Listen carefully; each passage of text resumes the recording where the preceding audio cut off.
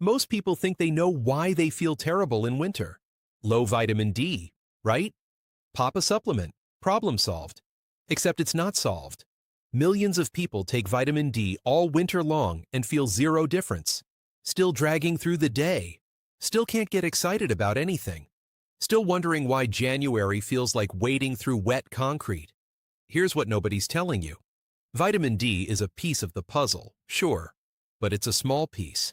And if you've been hyper-focused on that one piece while ignoring the rest of the picture, you've been playing the wrong game entirely. What's actually happening to your body in winter is far more complex, far more interesting, and far more fixable than just popping a capsule. Let's break this apart properly. When we talk about feeling low in winter, we need to get specific about what that actually means.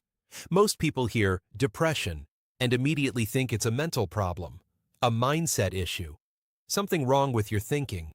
But winter depression, for most people, isn't really sadness. It's something stranger than that. It's the inability to feel pleasure, the inability to feel reward. You could win the lottery in February and your brain would shrug. That flatness, that emotional numbness, that feeling of, I don't care about anything and I don't know why, that's not a mindset problem. That's a biological problem. Your hardware is malfunctioning, not your software. Once you understand that distinction, everything changes. There are real, concrete things you can do to fix malfunctioning hardware. No prescriptions required. So what's the actual root cause? It starts with light, not vitamin D. Light itself. The biggest difference between summer and winter isn't temperature, it's sunlight exposure. And here's what most people completely miss. Sunlight doesn't just make vitamin D. That's one function out of thousands. Sunlight interacts with over 2,000 different genes in your body. 2,000. Genes that trigger serotonin production, which directly controls your mood. Genes that regulate melatonin, which controls your sleep. Genes that affect your thyroid function, your immune system, even the composition of your gut bacteria. Sunlight is running an entire orchestra in your body. And vitamin D is just one instrument. Drop a comment if you've been supplementing vitamin D all winter and still felt like garbage. You're not alone, and you're about to understand why. Now let's talk about your internal clock, because this is where it gets really interesting. Deep inside your brain, you have a master clock. It controls what's called your circadian rhythm, the 24-hour cycle that tells every cell in your body when to be active, when to rest, when to produce certain hormones, when to shut them down. This clock is primarily set by light exposure. Morning light in particular acts like a reset button, synchronizing your entire biology for the day ahead. In summer, this system works beautifully. Long days, bright mornings, light until 9 at night. Your clock stays perfectly calibrated. But in winter, everything shifts. It gets dark by 4:30, 5 o'clock. The mornings are dim. You're spending almost all your time indoors under artificial lighting, and your master clock starts drifting. It loses its anchor. When your circadian rhythm falls out of alignment, it's not just your sleep that suffers. Your hormone production goes haywire. Your energy crashes at the wrong times. Your mood regulation falls apart. This misalignment has a clinical name, seasonal affective disorder. But you don't need a full-blown diagnosis to feel the effects. Even mild circadian disruption can leave you feeling off, foggy, and emotionally flat for months. And here's the cruel irony. The single most powerful tool to fix this is morning light exposure. Get outside early, let natural light hit your eyes and skin, and your clock resets itself.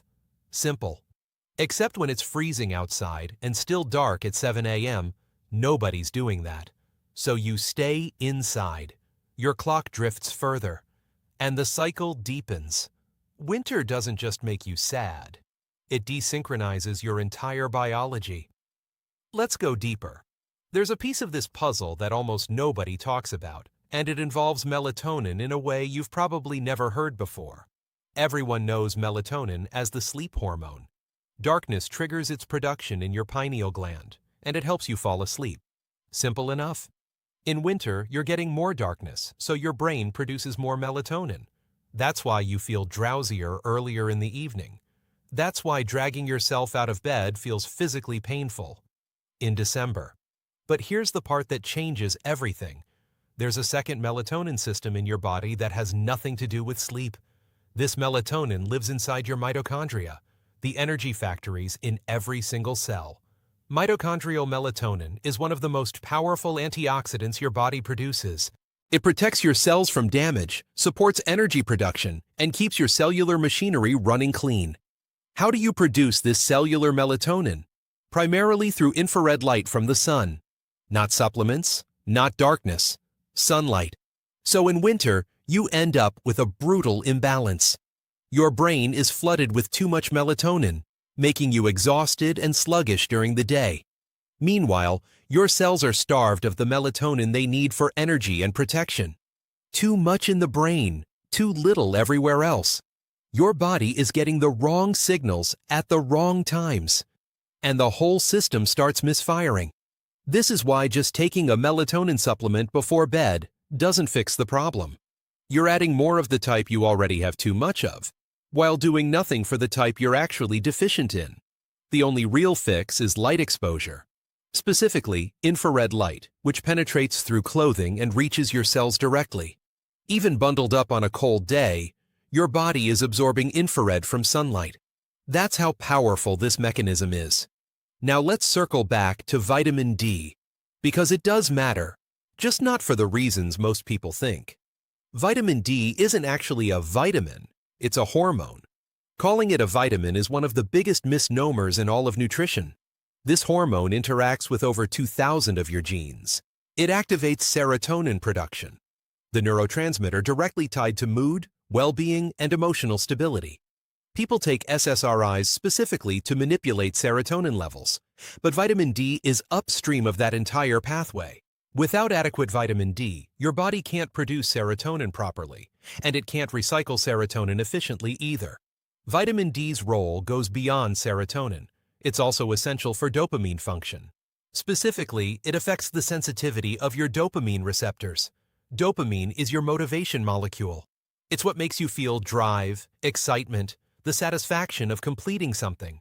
When your dopamine receptors aren't sensitive enough, everything feels flat. You lose motivation. You can't experience pleasure from things that normally excite you. That emotional numbness people describe in winter, feeling apathetic, feeling like nothing matters, that's a dopamine receptor issue. And vitamin D is directly involved in maintaining those receptors. Vitamin D also keeps brain inflammation in check. There's a massive, well-documented connection between neuroinflammation and depression. When your brain is inflamed, your mood tanks. Period. And vitamin D is one of your body's primary tools for controlling that inflammation. On top of all that, vitamin D protects your mitochondria from damage. So many people who feel depressed aren't actually sad. They're exhausted at a cellular level. Their mitochondria are struggling. Their cells can't produce enough energy. And that systemic fatigue manifests as what looks like depression, but is really an energy crisis. So yes, vitamin D matters. But it's one gear in a much larger machine. And if you're only supplementing vitamin D while ignoring light exposure, circadian alignment, and the other factors we're covering, you're greasing one gear while the rest of the machine rusts. Here's another wrench winter throws into your biology. Artificial light, that blue-white glow from your phone, your computer, your television. In summer, this is less of a problem because you're getting enough natural light during the day to keep your circadian rhythm anchored. But in winter, when natural light is scarce, artificial blue light at night creates massive confusion in your brain. Your circadian clock can't tell the difference between blue light from the sun and blue light from your phone screen. So when you're scrolling at 11 p.m., your brain thinks it's still daytime. Melatonin production gets suppressed right when you need it most. Your sleep quality craters. And poor sleep compounds every other problem we've discussed. Less serotonin, more inflammation, worse dopamine function. It's a vicious cycle, and it all loops back to light. Ancient humans didn't have this problem. When the sun went down, it was dark. The body's systems transitioned smoothly from day mode to night mode. We've completely obliterated that transition with screens and LED lighting. And winter amplifies the damage because there's so little natural light to counterbalance it. Let's talk about your thyroid next, because this connection is severely underappreciated. Your thyroid gland is directly affected by both sunlight and temperature. During winter months, your thyroid takes a hit from both directions simultaneously. Less sun means less thyroid support. Cold temperatures mean your thyroid has to work harder to maintain body temperature. Ever notice how people tend to get sick right when the seasons change, usually in the fall? That's partly because the thyroid can't adapt to the temperature drop fast enough. It gets overwhelmed, which stresses the entire immune system. And when your thyroid is struggling, everything downstream suffers. Energy crashes, mood drops, brain fog rolls in, weight creeps up, cold intolerance gets worse. A huge number of people walking around with winter depression actually have subclinical thyroid suppression that nobody's looking for, because everyone's fixated on vitamin D levels. And then there's your gut. Your microbiome, the trillions of bacteria living in your digestive system, is affected by sunlight, temperature, and diet. All three shift dramatically in winter. Most of your body's serotonin isn't even made in your brain. It's produced by your gut bacteria. When your microbiome shifts because of seasonal changes and dietary choices, your serotonin production can drop even if your vitamin D levels are perfectly fine. Speaking of diet, winter is when people make their worst food choices. The holidays hit. Comfort food cravings spike. Refined carbohydrates and sugar consumption goes through the roof. And here's the thing. Your body is not designed to eat sweet foods in winter. Seasonally, fruit isn't available. Our ancestors ate differently in cold months than warm months, and our biology still expects that pattern. When you flood your system with refined sugars in winter, you're feeding the pathogenic bacteria in your gut while starving the beneficial ones. Your microbiome shifts toward an inflammatory profile. Neurotransmitter production drops. And the sugar itself creates a blood glucose roller coaster that your already stressed brain can't handle. You spike, you crash, you crave more sugar, you spike again. Meanwhile, your brain is becoming increasingly insulin resistant, meaning it can't efficiently use glucose for energy. A brain starved of energy feels tired. It feels depressed. And if it never shifts to using ketones as an alternative fuel source, it stays stuck in that fog. When you step all the way back and look at this from a wide angle, what you're really looking at is an ancestral mismatch.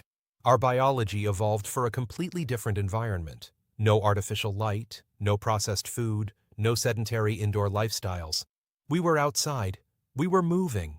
We were eating what was available seasonally. Cold itself isn't the enemy. Our bodies actually thrive with cold exposure when paired with physical activity. Cold and heat cycling strengthens your cardiovascular system, boosts your metabolism, sharpens your mental clarity. The problem isn't winter. The problem is how we live in winter. Sitting inside all day under artificial light, eating processed food, staring at screens until midnight, never getting morning sun exposure. That combination is what breaks the system down. So what do you actually do about this? Here are the highest leverage interventions, ranked by impact. First, and this is the big one, morning light. Get outside within the first hour of waking up, even if it's cold, even if it's overcast. Natural outdoor light, even on a cloudy winter day, is dramatically brighter than any indoor lighting. Let it hit your face and eyes. Don't stare directly at the sun, but don't wear sunglasses either.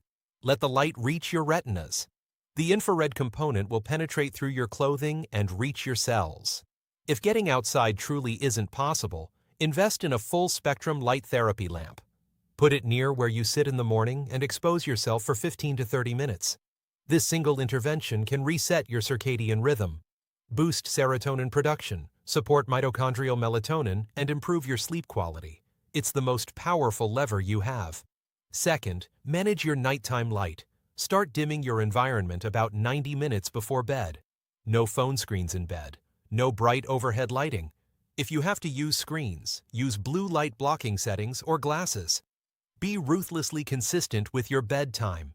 Your circadian clock craves regularity, and winter is when it needs that consistency most. Third, fix your diet. Stop feeding yourself sugar and refined carbohydrates, especially in winter. Your microbiome, your blood sugar stability, your brain's energy supply, and your neurotransmitter production all depend on clean fuel. When you go grocery shopping, bring a list, never shop hungry, and just don't keep junk food in the house. If it's not there, you can't eat it. The pathogenic bacteria in your gut thrive on refined sugar. Every time you eat it, you're strengthening them and weakening the bacteria that produce your serotonin. Fourth, embrace the cold and move your body. Cold exposure paired with physical activity is profoundly beneficial. Don't let winter turn you sedentary. Exercise indoors if you have to, but move. Physical activity directly supports every system we've discussed: circadian rhythm, serotonin, dopamine, thyroid function, mitochondrial health, microbiome diversity. A sedentary winter is a depressed winter. Full stop. What most people call winter depression is actually a full-system biological disruption. Your circadian clock is off. Your melatonin is imbalanced. Your serotonin is low. Your dopamine receptors are desensitized. Your thyroid is strained. Your microbiome is shifted. And your mitochondria are struggling. Vitamin D is part of it, but light is the master switch controlling the whole thing. Fix the light, fix the food, move your body. That's not a guarantee of happiness, but it's the foundation your biology needs before anything else has a chance of working. If this changed how you think about winter and mood, subscribe. We break down what the mainstream health industry glosses over: the real mechanisms, the real solutions, no fluff.